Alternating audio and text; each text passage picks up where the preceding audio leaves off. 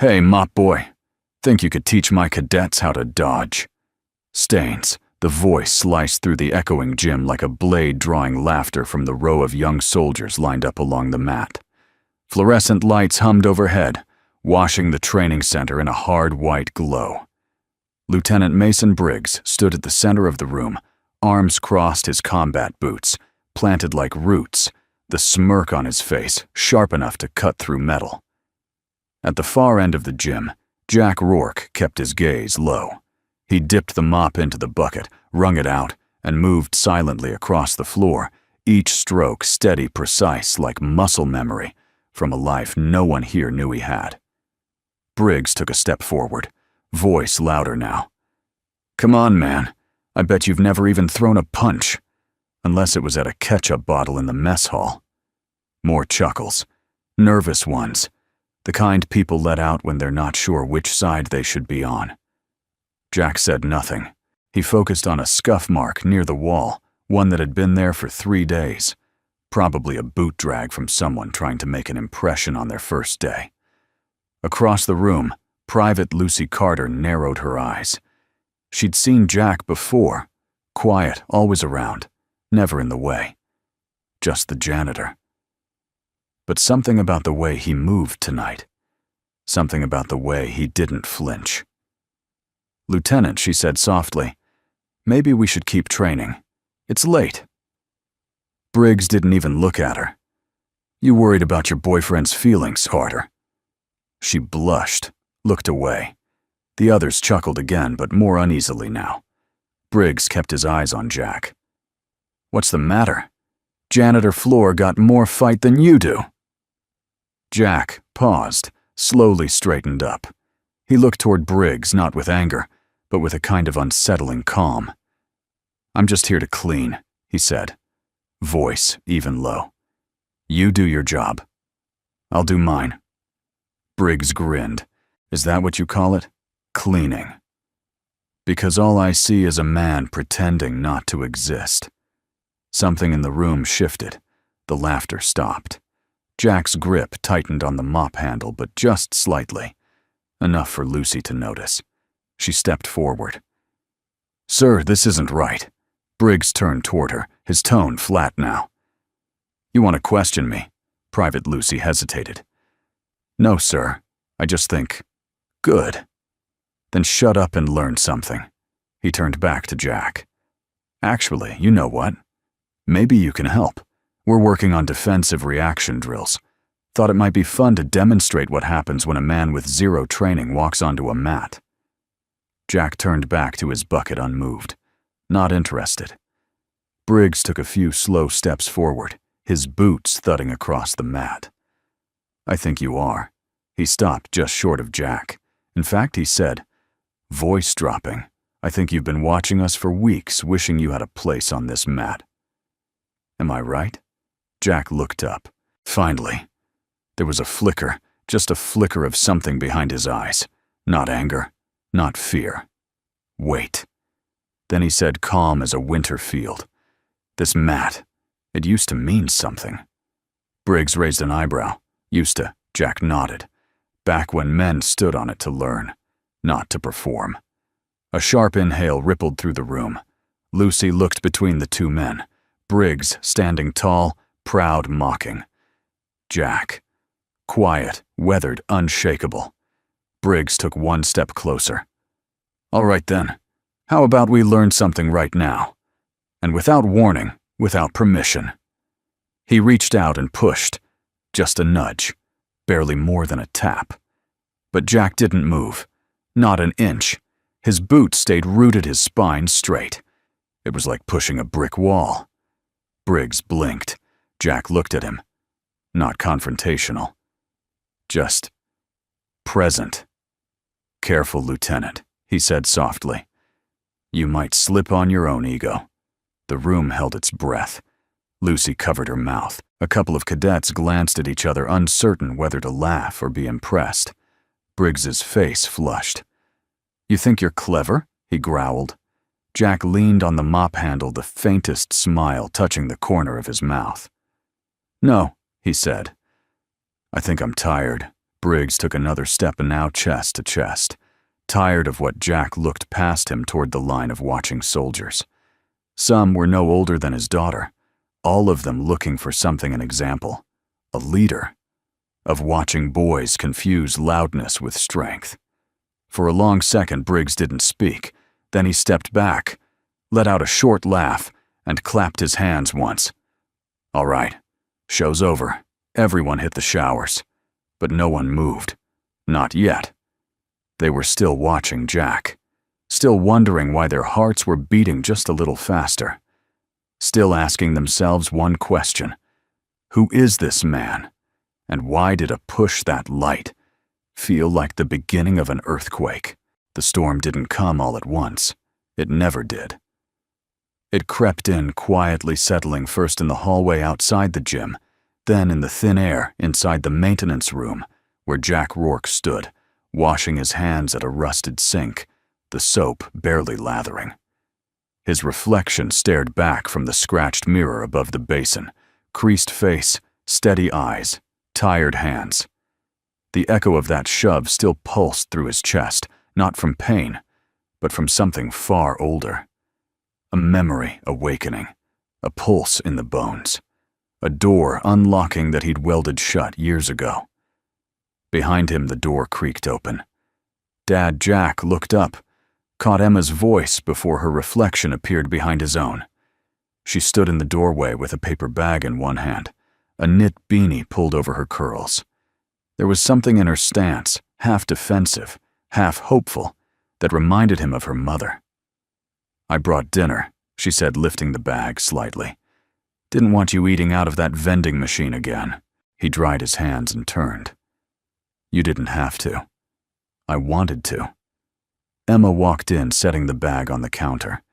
The silence between them wasn't heavy, just familiar. The kind that fills the space between two people who've learned to live with what they haven't said. As Jack sat, Emma took the opposite chair. He pushed you. Jack paused before unwrapping the sandwich.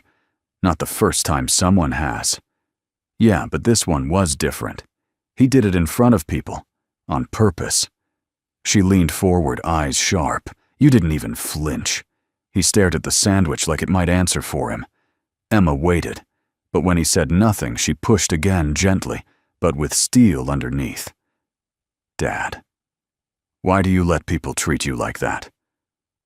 Jack finally met her eyes. There was pain in his silence, but not weakness.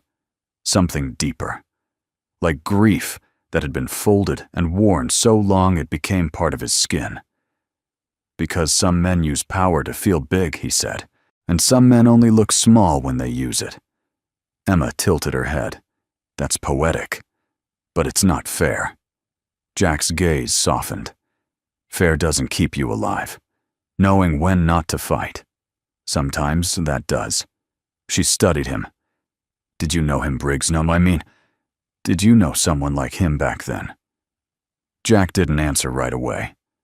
Then, with a breath, the room changed. I knew a lot of men like him, he said quietly, and one man who wasn't. Emma sat back, letting his voice take the space it needed. We were deployed in Kandahar.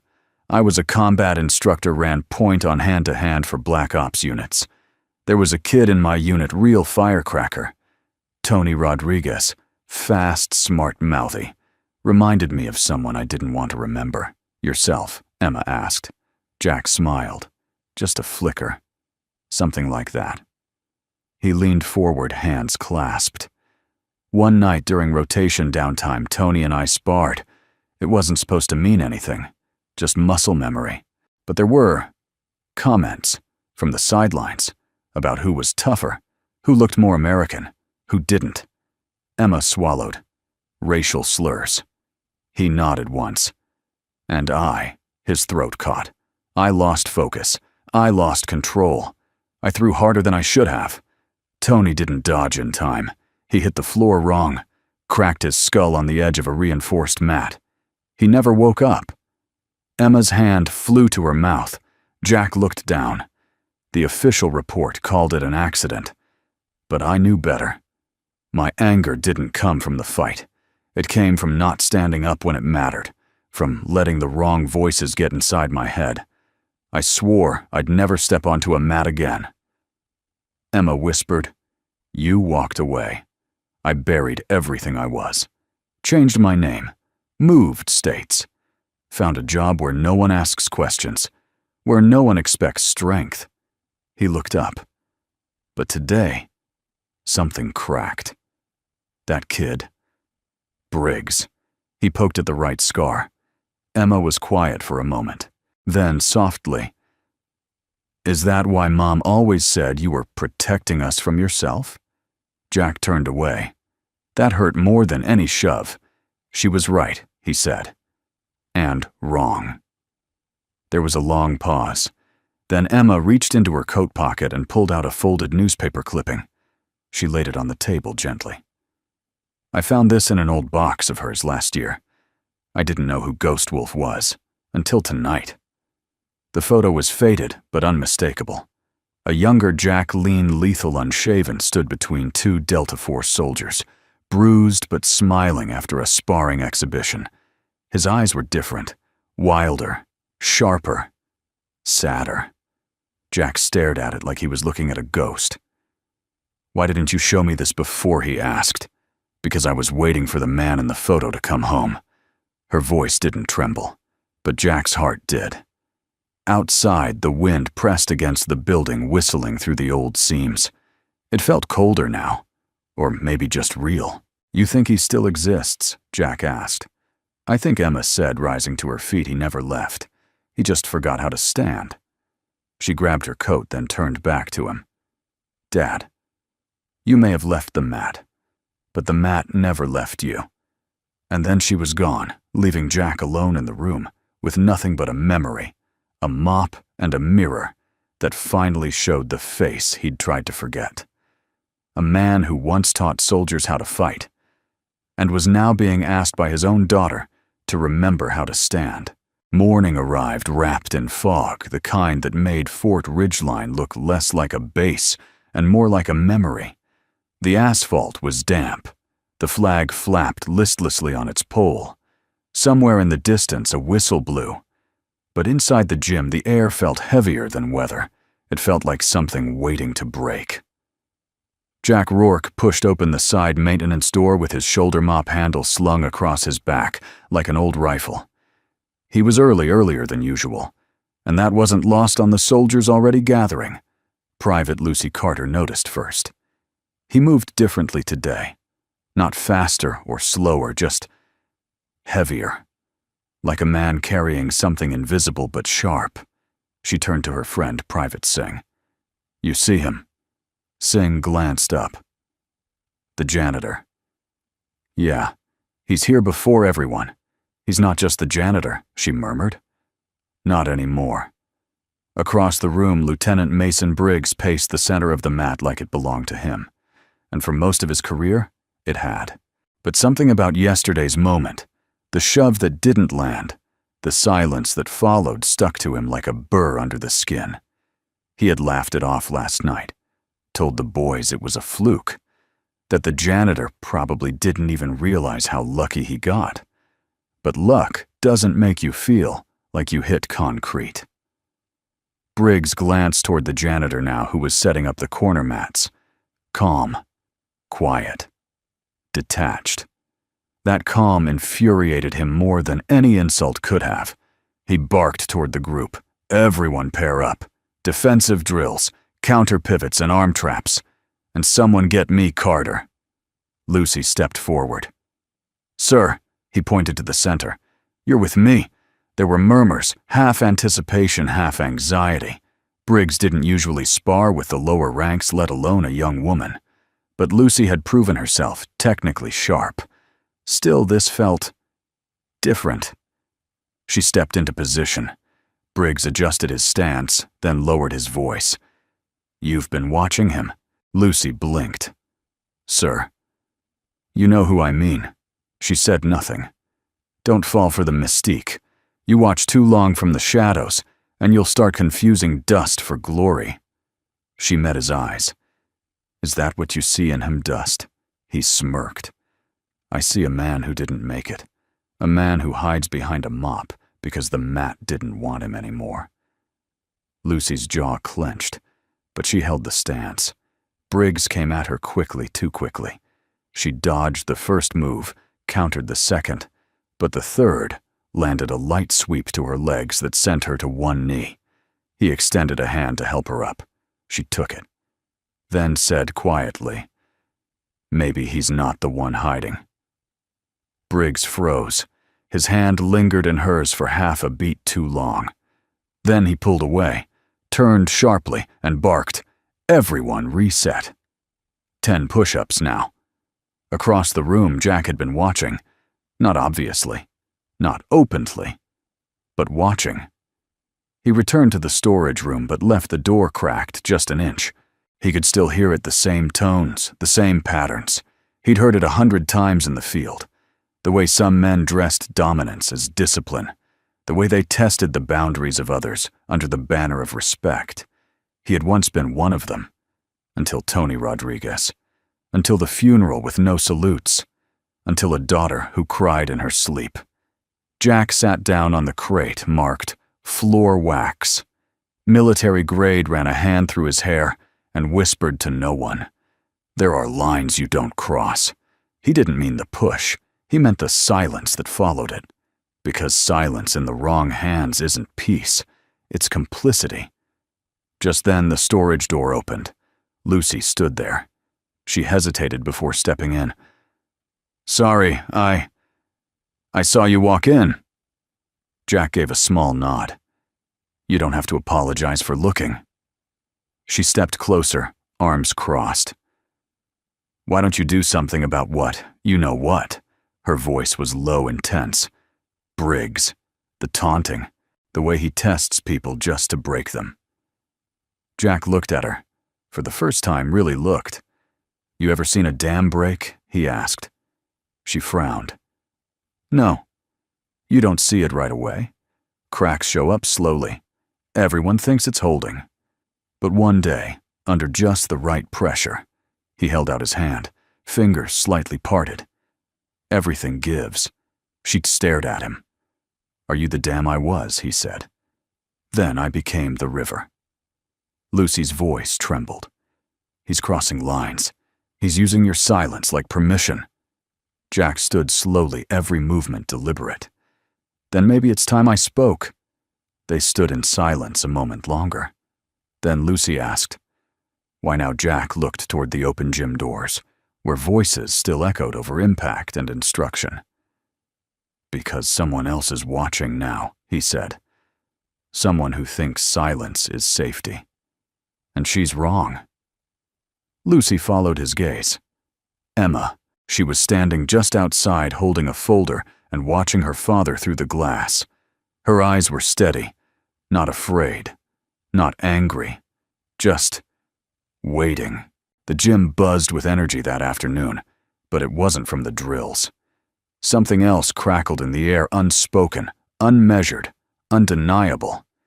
Even the newest recruits could feel it, though they couldn't name it. A tension beneath the surface, like a storm that hadn't yet declared itself, but had already darkened the sky. Lieutenant Mason Briggs was in full command mode, barking orders with exaggerated volume. His smile was tight artificial.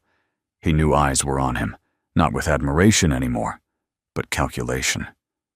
Ever since the janitor stood his ground and the room fell silent, the balance had shifted. A pebble had been dropped into still water. The ripples were reaching far, but Mason Briggs didn't back down. Not him. Not ever. "All right, listen up," he called. "We're going to do something special today. A little demonstration for the new cadets. Something real. Something memorable." He glanced toward the far end of the gym where Jack Rourke was kneeling, adjusting the mats like he always did, as if the world beyond his square footage didn't exist. But Briggs knew better now. He walked over slowly, boots hitting the floor, with too much force. "Hey, Jack," he said loudly. "We could use your help." Jack didn't look up. Help with what Briggs turned to the watching soldiers. with a live demonstration. I want to show them what happens when a man without training steps into a professional space. Jack stood slowly. No sudden movement, no aggression. Just calm, like the tide pulling back before the wave. "I'm not part of the curriculum," he said. Briggs leaned in. "No, but you're part of the show now. Don't worry, just a little spar. Won't take long." Jack's eyes scanned the room. Dozens of young soldiers. Watching. Learning. Waiting for someone to tell them what strength looked like. Emma was there too, standing by the doorway. Her arms were crossed, but her eyes were open. She wasn't hiding anymore. And Lucy Carter standing at the front, lips tight, shoulders squared. She wasn't afraid for Jack. She was afraid of what he might still be holding back. Jack turned back to Briggs. "If we do this," he said quietly, "you owe them something." Briggs smirked. "Like what a lesson? Not just a fight. When we're done, you'll explain why you turned this mat into a stage." Briggs laughed loud and theatrical. "Sure, whatever helps you sleep tonight." The room cleared. The recruits stepped back to form a circle. A few sat down. Phones were out, but subtly. No one wanted to miss what came next. Briggs pulled off his shirt, revealing years of muscle stacked by discipline and ego. He bounced slightly on the balls of his feet. Showman's rhythm. Jack stepped onto the mat with no ceremony. Still in work boots and coveralls, sleeves rolled to the forearms. His steps were silent, his breathing steady, like he was entering a place he hadn't touched in years, but never forgot. Briggs clapped his hands once. "All right, Ghostbuster. Let's see what that mop's been hiding." Jack didn't flinch. Briggs moved first. Fast, sharp, a textbook strike toward the center. Mass a push, not a punch. Designed to jar, intimidate, establish dominance. He hit Jack square in the chest, and nothing happened. Jack didn't move, didn't sway, didn't blink. He stood there like a wall, a monument. And for the second time in as many days, Mason Briggs felt his certainty unravel beneath his fingertips. Gasps rippled through the room. Briggs took a step back. "That all you got?" he said. But the words landed flat, uncertain. Jack didn't answer. He just raised one brow almost politely. Briggs charged. This time it wasn't a shove, it was a sequence. A flurry of well-practiced strikes. A feint, a jab, a sweep of the leg, then a sudden attempt at a shoulder lock. Fast, brutal, efficient. Jack flowed through them. He didn't counter. He didn't strike. He moved like water past rock, evading, bending, stepping just out of reach, with the precision of someone who'd studied not just the attack, but the attacker. Briggs stumbled on his own momentum. That's when Jack spoke quietly so only those closest could hear. "Your left guard drops when you're frustrated." Briggs spun. "What? And your hips telegraph your pivot. You lead with your shoulders. Always have." Briggs stared at him, breathing hard. "You don't know me. I trained men who moved like you," Jack said. "They're not around anymore." The weight of those words didn't come from volume. It came from memory. Briggs lunged again. A desperate move. Jack didn't block. He stepped inside the strike, and gently, almost kindly, placed a single hand against Briggs's sternum. The lieutenant flew. Not from power, from leverage, from technique so refined it looked like magic. Briggs hit the mat with a thud that echoed louder than his insults ever had. Silence. Pure. Unyielding. And then Jack turned, not to gloat, not to preach, but to the young faces staring back at him wide-eyed and motionless. "You want to know what strength is," he said. "It's knowing you can hurt someone, and choosing not to." Lucy swallowed hard. One of the cadets dropped his phone. Emma stood taller. Jack looked down at Briggs, who lay winded and silent, then added gently, "And it's never about making someone smaller to feel bigger, especially not in front of those still learning what big even means." He walked off the mat in silence, and as he passed Emma, she looked at him, eyes full, voice steady. That wasn't just a fight. Jack nodded. No, it was a mirror. It was. The gym was quieter the next morning, as if the building itself hadn't yet recovered from what it had witnessed. The mat was still there, square, clean, unscarred. But something had changed. Not in the surface beneath their boots, but in the air above it. Respect had settled like dust, silent but heavy. Jack Rourke arrived early as he always did, only this time no one looked past him. A few cadets nodded. One even offered a quiet "sir" before correcting himself with a stammered, "Sorry, Mr. Rourke." Jack didn't correct him.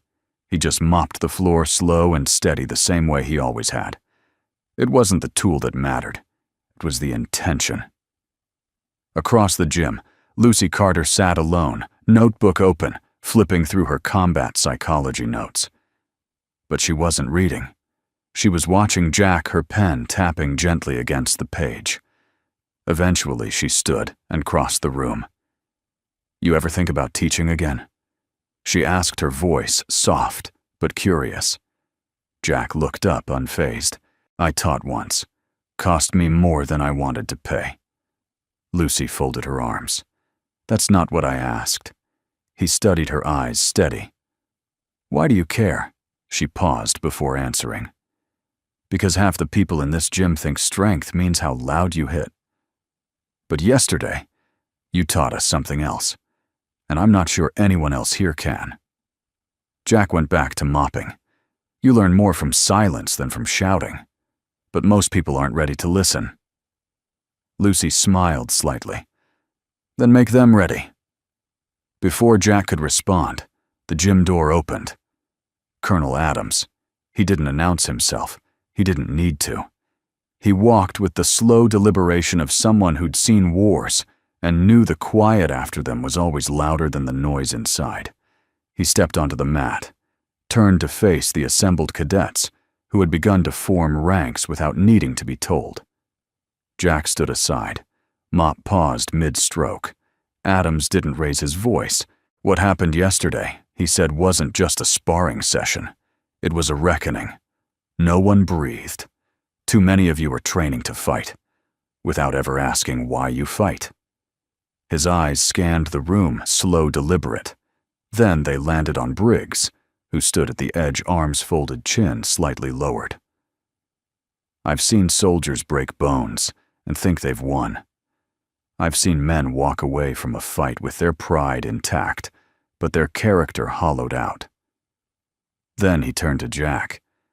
"And I've seen men who clean our floors, teach us all what it means to stand." Jack didn't speak.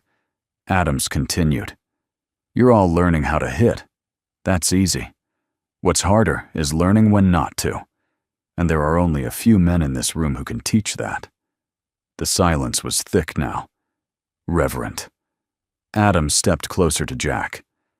"I'd like you to consider joining our training program, not as janitor, as mentor." Jack shook his head slowly.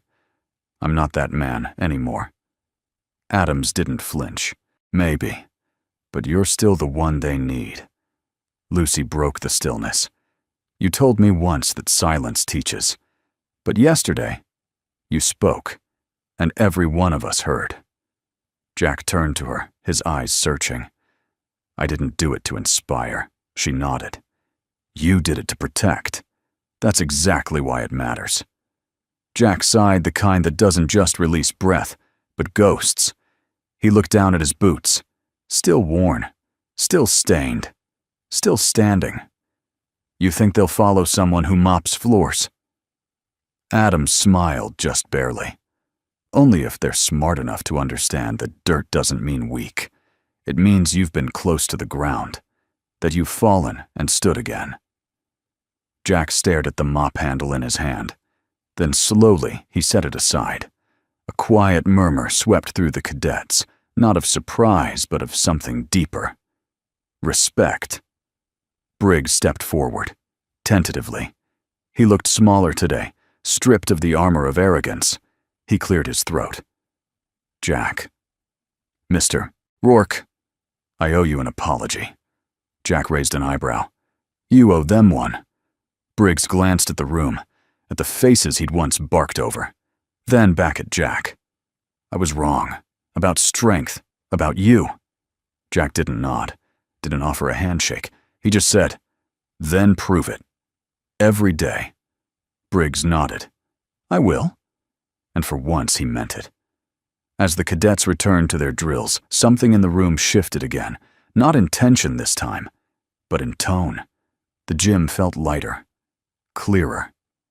Jack picked up his mop once more, not out of duty but by choice. He moved toward the corner where scuff marks still lingered on the old wood. He knelt, sprayed the solution, and began scrubbing slowly. Lucy walked over, crouched beside him.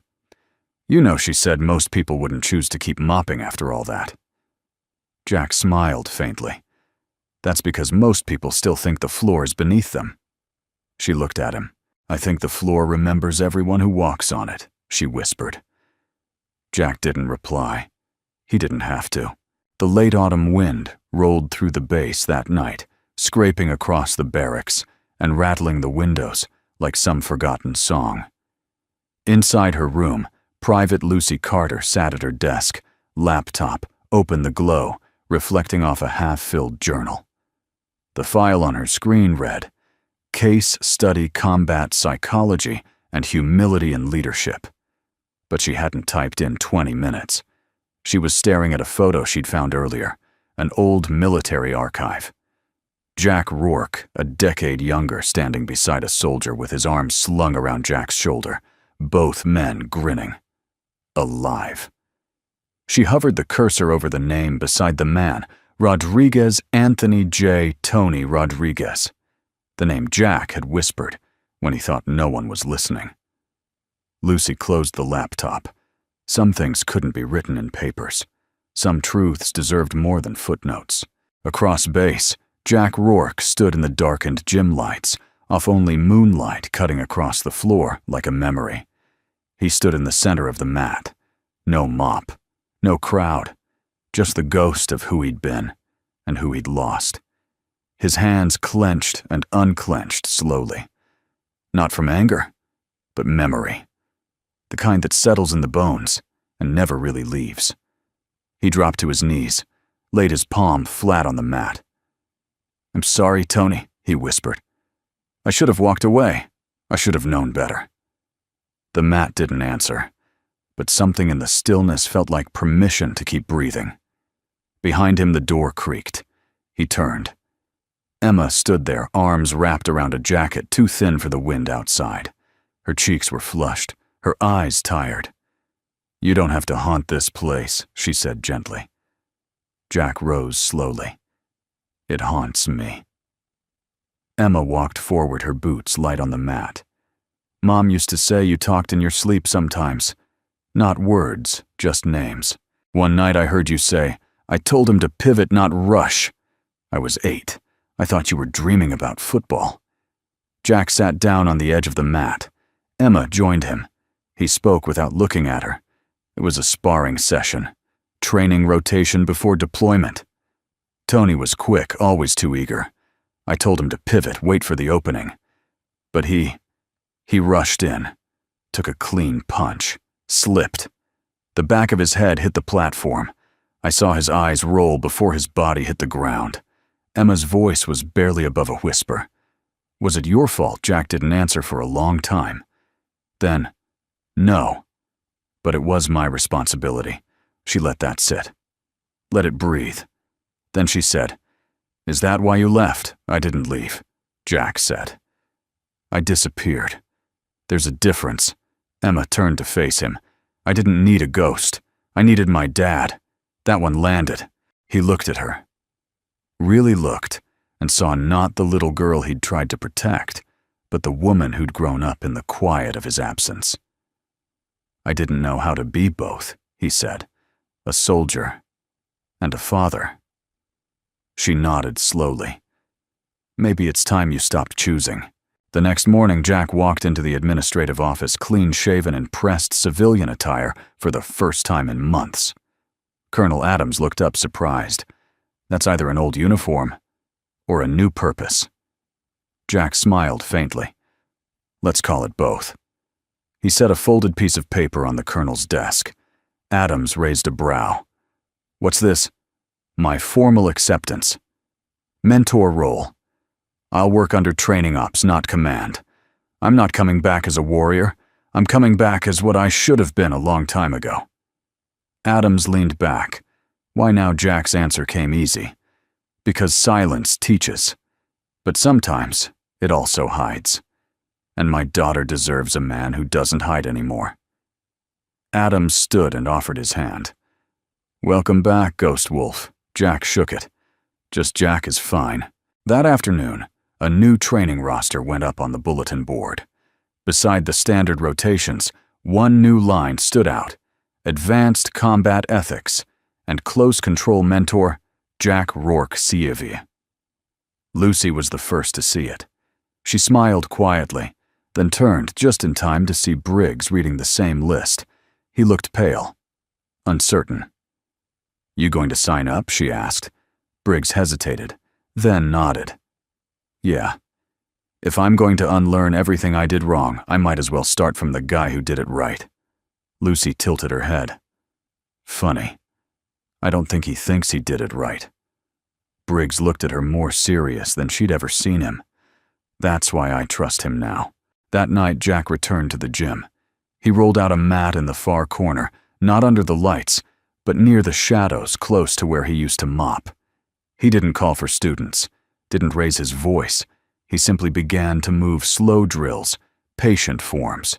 Not performance, not power, control, grace, presence. One by one, cadets joined him, not because they were told, but because something about the way he moved made them believe that maybe strength didn't come from shouting or striking, but from stillness. Emma watched from the balcony above, hands resting on the railing. Lucy stood beside her. You ever think a man like that could change the course of a whole generation? Lucy asked. Emma nodded. He changed mine, without ever raising his voice. Lucy smiled, and without ever stopping to explain, she said that the wounds that shape us most don't always bleed. The sun over Fort Ridgeline burned gold through the late afternoon haze, casting long shadows across the open field, where the cadets jogged in formation. Their chants echoed between the barracks, rhythmic and proud. But inside the training hall, another kind of rhythm had taken root, slower, quieter, deeper. Jack Rourke stood barefoot on the mat, hands relaxed at his sides, eyes closed as he guided the students through breathing drills. Every movement was minimal, every pause deliberate. It wasn't just technique he was teaching, it was restraint. And they were learning. All of them except one. From the far edge of the room, Lieutenant Mason Briggs watched in silence, his expression unreadable. Arms crossed, jaw set. He hadn't spoken to Jack since the fall, the one that left him staring at the ceiling and his own pride in pieces. But he hadn't left either. And something about staying, even when shamed, meant more to Jack than any apology ever could. Jack opened his eyes and addressed the room. You don't win by outpunching the other guy. You win by outlasting your own anger. Because that's the fight no one teaches you how to survive. The cadet stood still, absorbing every word. One or two nodded slowly. Lucy, kneeling in the front row, scribbled in her notebook, her eyes not missing a single move. Briggs stepped forward. Jack noticed. Everyone did. I have a request, Briggs said. Voice steady. Jack gave a slight nod. Let's hear it. Briggs glanced around the room, then back at Jack. I want one more round. One that isn't for show. One where I'm not trying to prove I'm right, just trying to see if I can be better. The room went still. No whispers, just breath held tight. Jack studied him. I don't fight for pride, he said. Briggs's reply was quiet but certain. Neither do I. Not anymore. Jack held his gaze, then finally nodded. Tomorrow. Oro 600. No audience. Just you, me, and truth. The next morning, the gym lights buzzed softly as two men faced each other on the mat. No cadets, no rank insignias, no titles. Just sweatpants, barefoot soles, and a space between them that once held animosity, now replaced with something harder to define. Briggs exhaled, loosening his stance. "I've been watching you teach," he said. "I thought it would make me feel smaller. It didn't. It made me realize I've been loud my whole life because I was afraid of being unheard." Jack circled slowly, his body relaxed, and Briggs squared his shoulders. "I don't want to fight to win today. I want to fight to listen." They began. The first few exchanges were clean controlled. Jack deflected. Briggs adjusted. There was no power play, no showmanship, just honest movement. Every strike tested reflexes. Every counter asked a question. Minutes passed. Then Briggs stepped in too hard an old habit. Jack trapped his arm, mid-strike, pivoted, and brought him to the ground in a clean sweep. The thud wasn't harsh, just final. Briggs lay there staring at the ceiling, again. But this time his chest rose with laughter, not humiliation. "You waited for me to make the same mistake," he said between breaths. Jack offered a hand. "No. I waited to see if you'd recognize it." Briggs took it. As he stood, he whispered, "I did." Jack smiled. "Then that's the real win." From the shadowed hallway outside the gym, Emma watched through the glass window.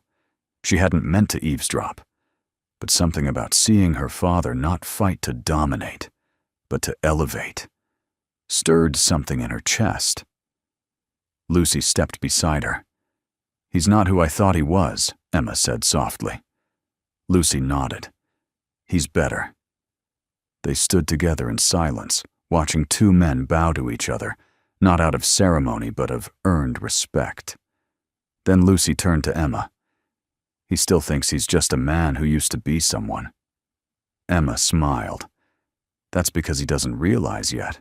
He's finally become someone worth becoming." Later that day, Colonel Adams called Jack into his office. The blinds were half drawn. A file sat open on the desk. "You made quite an impression," Adams said. "I wasn't trying to," Jack replied. "That's why it worked." The colonel closed the folder, tapped a pen against the desk. "There's a leadership seminar next month at the academy," he said. "They're looking for someone to speak, not about tactics, about ethics, about consequence." Jack raised a brow. "You want me to stand in front of a room full of officers and tell them not to fight? I want you to stand in front of a room full of warriors," Adams said, "and remind them what they're fighting for." Jack looked out the window. The sky was pale. The flag danced against the wind like it had nothing to prove. "I'll think about it." "Don't think too long," Adams said with a grin. "Some of us are finally ready to listen." That evening, Jack found himself back on the mat, barefoot, Emma seated at the edge with a stack of papers. "You used to hate when I asked questions," she said. Jack chuckled. "That's because you asked good ones. Too good." She held up a form. "This is an application to guest lecture at the academy. You're actually considering it?" He nodded. "People need to know that real power doesn't come from how hard you hit." Emma looked at him. "Where does it come from?" He reached down and gently tapped the mat beneath his feet. "From learning what not to strike," he said. "Even when you can." The gym was nearly empty, the kind of quiet that didn't come from absence, but from respect. A weight hung in the air like incense, not heavy, not oppressive, but reverent. It was the day after Jack and Briggs sparred for the second time, and though no announcements had been made, everyone knew. Something had shifted. Jack Rourke was no longer the janitor. He was something more. But Jack, he hadn't changed. He still showed up early, still moved through the space like a man who honored the floor he walked on, still mopped the edges of the mat as though it deserved to be clean for whoever would fall on it next. But when he moved, Now cadets paused their drills. Recruits watched more than they copied. They didn't ask for stories. They didn't dare. Because what they saw wasn't a man boasting of victories. It was a man who'd survived himself. That morning, Lucy approached Jack during his solo warm-up. "Colonel Adams said you turned down the academy lecture," she said, arms folded. Jack exhaled slowly. Not yet. Just paused. Lucy sat on the bench beside him. Why the hesitation? Jack looked at the mad eyes, distant. "Because I'm not sure if people want to hear from a man who spent 10 years hiding behind bleach and silence." She tilted her head. "Or maybe you're scared they'll actually listen." He glanced sideways, a small smile forming. "You ever think you're too sharp for your rank? I'm not the one who won wars without raising my voice," she shot back. He chuckled, then sobered. "Truth is," he said, "I flinched once." Lucy looked at him. "In combat, no," Jack replied. "In life." Later that afternoon, Emma sat outside the rec hall waiting for Jack. The wind rustled the pages of her notebook filled with college essays she'd been rewriting for weeks, none of which felt honest enough. Jack approached with 2 mugs of cocoa, no sugar, just like she liked. She looked up surprised. "This is new." Jack handed her a mug, then sat beside her. "You've been thinking." "Too much." He sipped, waited. Emma hesitated, then asked, "Why didn't you tell me who you were?" Jack stared out toward the parade ground. "I wasn't hiding from you, Em. I was protecting the part of me I was scared you might believe was all of me." She nodded. "I get that. But I think I needed to know the whole picture, not just the part that cleaned floors and fixed sinks." He turned toward her. "I didn't want you to grow up thinking strength was the same thing as dominance." Emma's voice softened. "But I also didn't need to grow up thinking silence was safety." That landed. Hard. Jack nodded slowly. "You're right." She reached into her bag and pulled out a folded paper. "What's that?" "My essay for state. Title, The Man Who Didn't Flinch." Jack raised an eyebrow. She smiled. "It's about you." He took the paper hand suddenly, more unsure than they'd ever been in a fight. He scanned the first few lines. Some heroes walk away from explosions. Others walk away from applause. My father walked away from both. But the bravest thing he ever did was walk back. Jack's eyes didn't blink for a long time. When they finally did, they were wet. Emma reached over, rested her head on his shoulder. "You didn't flinch when the world pushed you," she whispered. "You only paused long enough to remember who you really were." Jack looked at the paper again. He didn't see words. He saw healing. That night, the cadets gathered in the gym for what they assumed would be a standard evening review. But when they arrived, the mat was lit differently, warmer lower lights. A chair stood at the center. Colonel Adams stepped forward. "We asked Jack Rourke to speak tonight, not because he's decorated, not because he's undefeated, but because he's done something most of us never do." He paused. He chose to return. Jack stepped onto the mat. No uniform, no mop. Just a man with eyes that had seen too much and still decided to care. He sat, looked around the room, then began. "I was a ghost long before anyone called me that," he said. "I disappeared from the battlefield, but more than that, I disappeared from myself." Silence. People think flinching is weakness, that if you back away, you lose your place. But I'm here to tell you flinching can be the very thing that saves your life. The cadets leaned in. Jack continued, voice softer but stronger. "I didn't flinch in war, but I flinched when I held my daughter for the first time. I flinched when I watched a friend die because I lost control. And I flinched the first time a young soldier asked me without words to show him what kind of man he should become." He looked around the room. "I'm not here to teach you how to fight. That's the easy part. A beat. I'm here to teach you how to stop. when stopping is the bravest choice in the room. Lucy blinked back something she didn't let fall. Briggs stood near the back spine, straight face, unreadable, but his hands were clasped together. Listening. Jack finished.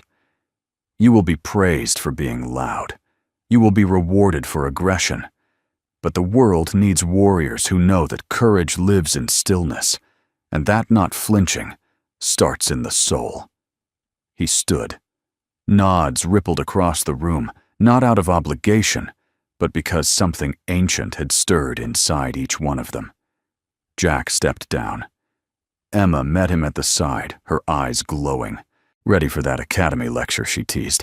Jack smiled, faint but real. I just gave it. The following morning arrived draped in a gray mist that clung low to the ground, turning the training yard into something half-remembered, like a dream fading at sunrise. Jack Rourke walked across the gravel path, his boots crunching against the silence. Every step felt heavier, not from fatigue, but from memory. That night's speech had stirred more than just the cadets. It had stirred him. For years he'd lived in the quiet by choice, but now the quiet was lifting, and something long buried was beginning to breathe. He passed the old records office, its windows still cracked from years of disuse, and paused at a door few people noticed. Faded, rusted, forgotten. Just like the man he used to be. He opened it. Inside, under layers of dust and time, sat his file. Rourke Jackham. Combat Operations, Tumawaizu. Declassified. Didn't flip through it. He didn't need to. He remembered every page by heart. Fallujah. Marja. Sangan. Words like ghosts. A folder within the folder smaller, labeled only Operation Cinderhook. He sat on the cold metal chair and opened it. There she was. Sergeant Ainsley Grant. Her eyes were sharp in the photo, even in grainy black and white. She'd been the youngest in their unit, the brightest, and the one who never came home. Jack pressed his palm against the page, as if he could feel her heartbeat through time. That afternoon, Lucy found Jack by the motor pool, wiping grease from his hands with an old towel. I heard you went to records. Jack didn't look up. That place still smells like sweat and ghosts. She smiled faintly. You didn't flinch, though. I never flinch for the dead, he said softly. Only the living. Lucy leaned against the truck beside him. You gonna tell Emma Jack finally looked at her? She doesn't need to carry that weight. She already carries your silence. Which do you think is heavier? That landed. Hard. Lucy tapped the hood. You always said truth doesn't make a man weak. I said that. She nodded. You did. Just before teaching me how to disarm a knife blindfolded. He chuckled. Bad day for you. Good lesson for me. Lucy stepped forward. Jack, the girl in that file. Ainsley Grant. What happened to her wasn't your fault. Jack's eyes turned distant. I left her. I froze. Lucy's voice dropped. What did she say before Jack didn't blink? She said, Tell them I wasn't afraid. Tell them I died standing. He swallowed. But I never told anyone. I didn't have the right. Lucy shook her head. No. You have to tell them, because no one else can. That evening, Jack sat on the edge of his daughter's bunk. Emma was reading silently, but her eyes kept flicking to him. You okay? She asked. Jack didn't answer right away. He looked at her like a man trying to remember something he forgot he once needed. I've kept something from you, he said. Not out of shame. Out of fear that if you saw it, you'd look at me differently. Emma closed her book. Dad, the only thing I've ever been afraid of is not knowing who you really are. Jack nodded slowly. There was a woman, a soldier, young, brilliant mouth full of fire. She saved 6 lives that day and died before she was 24. I was supposed to cover her. I didn't. I hesitated. Emma reached for his hand. What happened after I left, he said simply. Left the Corps. Left myself. Started fixing things no one would remember because it was easier than trying to fix what I couldn't forget. Emma held his gaze. But you didn't forget her. You honored her, every quiet moment, every lesson you taught. It was her, wasn't it? Jack's jaw tightened. She's the reason I taught you to stand with your feet planted and your eyes open, he whispered. She's the reason I couldn't let myself raise my voice, because I'd already failed someone who never raised hers. Emma didn't cry. She just wrapped her arms around him and said, "Maybe the reason I believe in you is because she believed in you first." 2 days later, Colonel Adams called a base-wide assembly. Not mandatory, but no one missed it. The auditorium filled with cadets, officers, even a few veterans who hadn't been seen in months.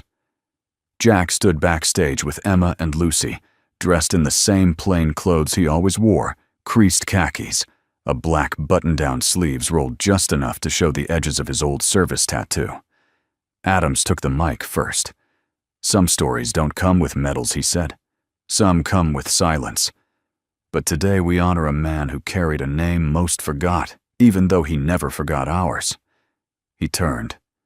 Jack Rourke, combat specialist, janitor, father, ghost. "Come speak your name." Jack stepped forward. The room was so still, he could hear the hum of the lights above. He held no paper, no script, only truth. "My name is Jack Rourke," he began. "For a long time I believed I didn't deserve to say it out loud." He paused. "I flinched once, and someone else paid the price." He told them about Ainsley, about the moment, about the years that followed, not as confession, as witness. And when he finished, no one applauded. They stood. Every single soul in the room rose not for spectacle, but for reverence.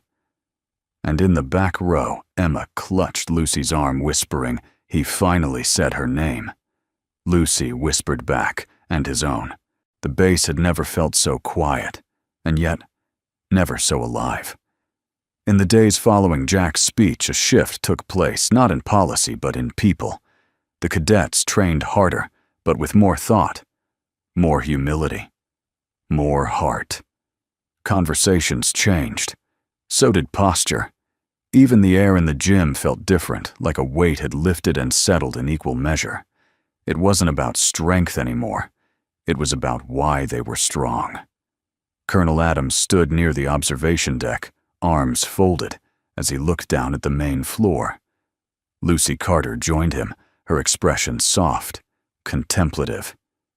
"You ever seen anything like it?" she asked. Adams shook his head. "In all my years, I've seen soldiers rise through rank and war. But I've never seen a room stand silent for a janitor who carried more honor than medals." Lucy nodded, because he didn't ask to lead. He just refused to leave.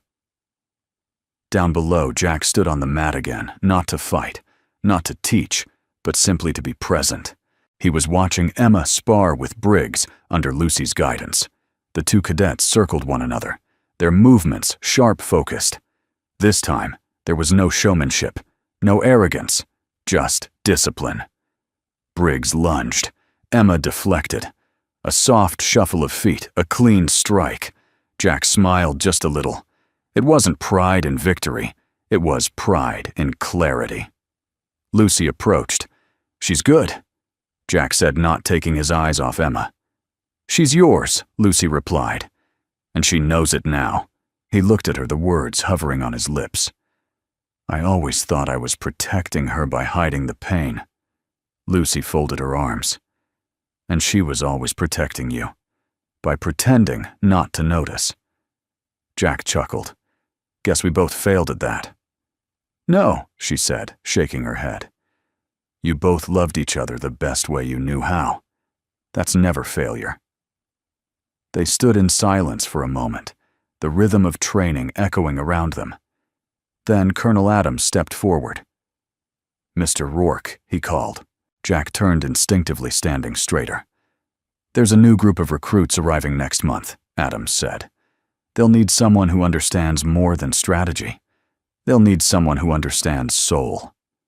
Jack's brow furrowed. You want me to teach, I want you to lead. Officially. As part of our mentorship program. Not just cleaning the building. Cleaning what built it. Jack paused, then said quietly, I'll do it. Under one condition. Adams raised an eyebrow. Name it. I want the mentorship program to be named after her, Jack said. After Ainsley. The colonel was silent for a beat, then nodded. The Sergeant Ainsley Grant Leadership Initiative. Done. Jack nodded once short, quiet, powerful. Later that evening, Emma and Jack sat by the old wood bench near the back of the barracks. The sun was melting into the horizon, turning the sky a dusky gold. Emma leaned her head on Jack's shoulder, her combat boots kicked off beside her. You really gonna do it? She asked. Already did, Jack replied. You scared, he considered. Not of teaching. I'm scared of forgetting what it felt like to be silent. Emma turned to him. Then don't forget. Just use it. Turn it into something louder than shouting. He smiled. You sound like your mother. Emma beamed. She'd say the same about you. They sat in quiet for a moment longer. Then Emma asked, Do you think I'm strong enough? Jack didn't answer immediately. He reached into his pocket and pulled out a small cloth pouch. Inside, he unfolded an old tattered patch, faded, but still visible the insignia of his former unit. He placed it in her hand. You don't need this to prove it, he said. But when you wear it, know this. A warrior isn't the one who wins the loudest fight. A warrior is the one who chooses to stand when no one's clapping. Emma blinked, tears shimmering in her eyes. She pressed the patch to her chest. I'll stand, Dad. I know, Jack whispered. You already are. The next morning, the first sign of change arrived in the form of a brass plaque affixed outside the newly reformed training wing, Sergeant Ainsley Grant. Leadership Hall. Honor is what you do when no one remembers your name. Cadets stopped and read it. Some saluted. Others simply laid a hand gently on the wall before walking in. Inside, Jack stood before the next generation of recruits. He didn't carry a whistle. He didn't shout. He simply said, My name is Jack Rourke. I used to think silence was strength. But silence is only strength when it follows courage. Here we don't train warriors who fight for glory. We train warriors who fight because they remember. He looked out across the room, faces young, uncertain, eager. Remember what Sir One asked? Jack's voice didn't rise. He just smiled and replied, Why you stand. The ceremony wasn't meant to be grand, just a gathering, a quiet one. The kind you remember not for speeches, but for how your heart feels, long after everyone's gone home. A soft breeze rustled the flag above the courtyard at Fort Ridgeline. The sun was dipping low, casting golden ribbons across the field. Folding chairs were set in neat rows. A small podium stood beneath an oak tree. Its roots were old, like they had heard stories before. Jack stood at the back, dressed in a plain charcoal suit. His calloused hands were clasped behind him, his long blonde hair tied neatly at the nape. He didn't fidget. He simply watched. Beside him, Emma adjusted her ribboned uniform. Her promotion was official now. Second lieutenant. She wore it without show. Her posture was sharper, her eyes steadier, but her heart, that remained wide open. Lucy Carter stepped to the podium. No microphone. She didn't need one. Her voice carried with the kind of strength that came not from command, but from conviction. Today she began, we dedicate this space, not just to a name, but to a legacy. She gestured to the polished bronze plaque behind her. The Rourke Hall of Quiet Valor, sometimes the loudest act of courage, is standing still. Murmurs filled the crowd. Lucy continued. This hall isn't for the decorated, it's not for the fearless. It's for those who kept showing up even when they had no applause, no rank, and no reason to keep going except one, because someone else might need them. She turned toward Jack, and one of them stood among us for years, sweeping our floors, watching our failures, silently reminding us every day of what it truly means to serve. Jack didn't move. He couldn't. His throat felt tight, his vision blurry, but not from grief, from the overwhelming weight of being seen. Lucy stepped aside, nodding toward Emma. She took the stage, slowly holding a single item in her hands, a folded flag that had once covered her mother's coffin. She turned to the crowd, then to Jack. When I was a kid, she said, voice wavering just slightly. My dad never told me stories about war. He never bragged about medals. He told me how to scrub a floor properly, how to sit with someone who's grieving, how to listen. She held up the flag. This is what he gave me. Not just a name, but a way to live. She stepped down. Jack didn't need prompting. He moved forward, slow, deliberate, his boots making soft echoes on the concrete. He stopped at the podium, looked out at the crowd. Soldiers, old and young parents, cadets, Lucy, Emma, Colonel Adams.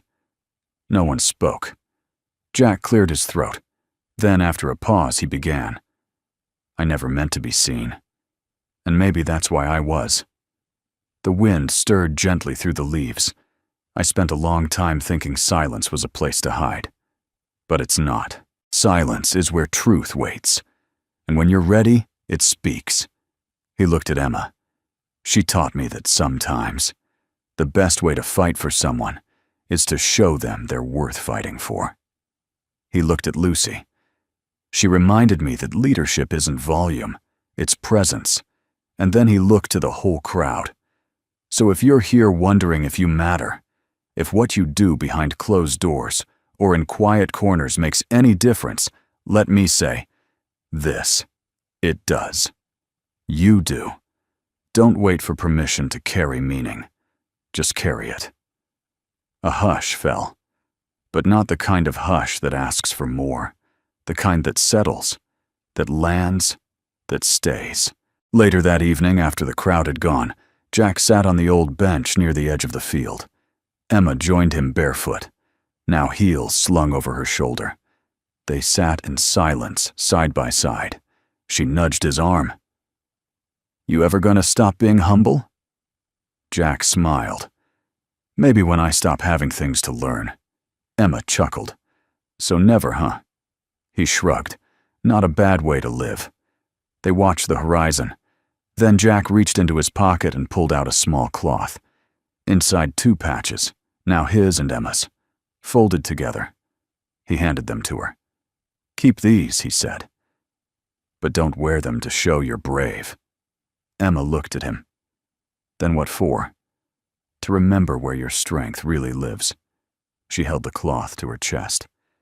And as the sky deepened into dusk and the base lights flickered one by one, father and daughter sat there, side by side.